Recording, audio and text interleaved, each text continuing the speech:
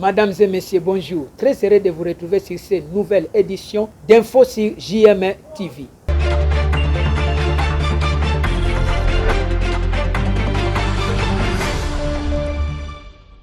Ce mercredi 28 août 2024, à l'ISTEM de Kolwezi, qu'a pris acte des requêtes de la gouverneure Fifi Masuka Saini, son vice-gouverneur Clément Moufundi et le ministre provincial. Cet acte était introduit par ses avocats. Reportage votre humble serviteur. Siégeant en matière de déclaration de patrimoine familiaux du membre du gouvernement provincial, la Cour d'appel du Lualaba faisant office au cours administratif d'appel au cours d'une audience foraine ce mercredi 28 août 2024 à l'ISTEM Kolwezi, prit acte de la requête de la gouverneure Fifi Masuka Saini, son vice-gouverneur Clément Moufundi et les ministres provinciaux introduits par les moyens de ses avocats. Après cette déclaration régulière, saisit d'abord accorder un instant de parole à la partie requérante pour sa plaidoirie. Les déclarations de leur patrimoine familial,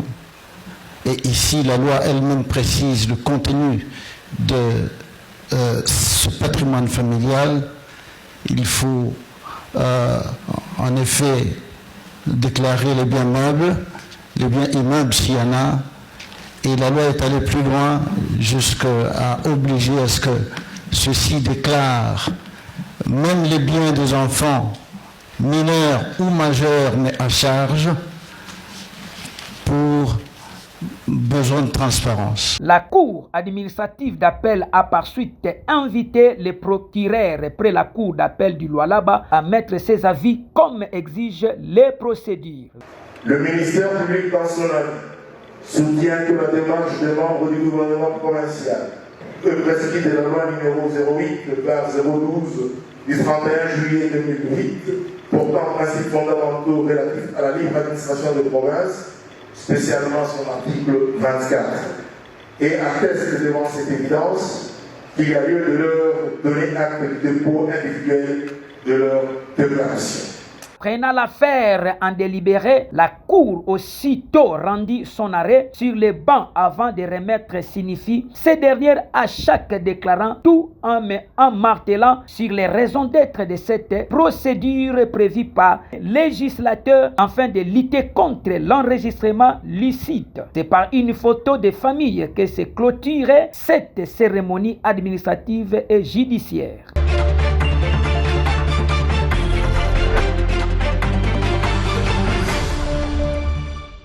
Le gouvernorat du Lualaba a vibré au rythme du premier conseil du ministre du gouvernement Fifi Masuka I, présidé par la gouverneure Marie-Thérèse Masuka Saini Fifi, assistée par vice-gouverneur Clément Moufundi. Dans une sérénité au pair, le ministre arrive tour à tour à l'hôtel du gouvernement pour prendre part au premier conseil des ministres. Kaumba Mayunda Philiproi, ministre provincial de l'Intérieur, Sécurité, Décentralisation et Affaires coutumières. Kazembe Ulunga Mathieu, ministre provincial du Budget, Plan, Fonction publique et provincial, Travail et Prévoyance sociale. Mouteteke Louale Archil, ministre provincial des Finances, Commerce extérieur, Relations avec l'Assemblée provinciale et Gestion des partenariats. Mukepe Kailou Moïse, ministre des Infrastructures, Travaux publics, Urbanisme, Habitat et Aménagement du territoire. Ouamana Tanda Nicodème, ministre provincial des Mines, Environnement et Développement rural. Kalenga Mupataï Jean-Pierre, ministre provincial des Affaires foncières, Agriculture, Pêche et Élevage et Développement rural. Kainda Kassela Pitou, ministre provincial de la Santé publique, Éducation, Affaires sociales, Humanitaires, Genre, Famille et Enfants. Masuka Saini Jeffrey, ministre provincial des Transports, Voies de Communication, Énergie industrielle, Hydrocarbures et Tourisme. Kapapa Sala Kalinja, ministre provincial de l'Économie, Petites et Moyennes Entreprises, Promotion de l'entrepreneuriat et de la classe moyenne. Et enfin, Fana Moussangu Saïza Neuve, ministre provincial de la Jeunesse, Sport, Loisirs, Culture et l'Art. Communication et Presse. vingtaine et initiation à la nouvelle citoyenneté. Ils ont tous assisté au premier conseil des ministres chapeauté par la gouverneure Masuka Saini Fifi. Que le travail commence.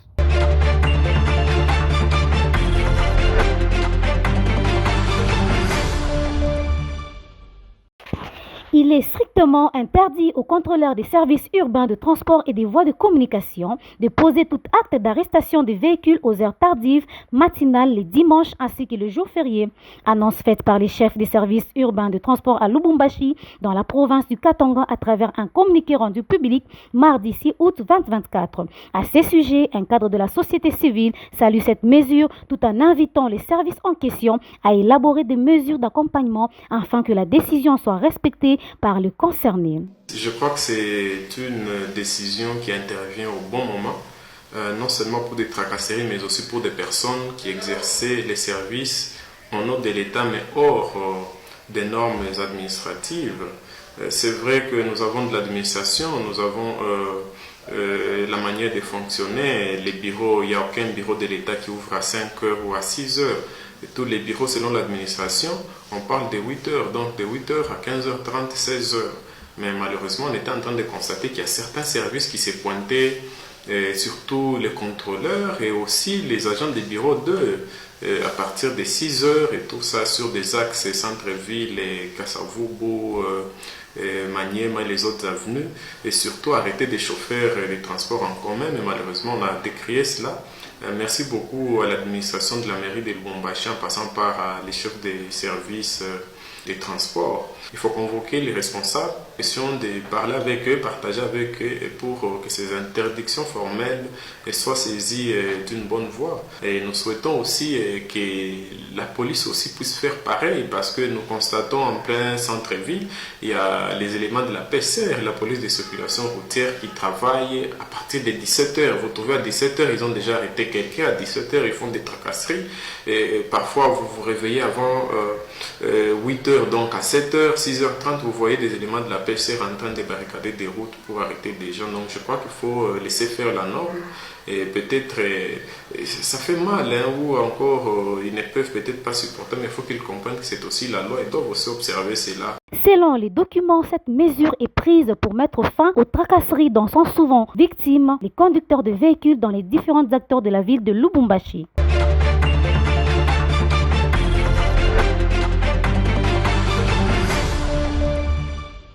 Mesdames et messieurs, c'est par ici que nous bouclons notre nouvelle édition d'info sur JM TV. Merci de nous avoir suivis et on se retrouve demain à la même heure.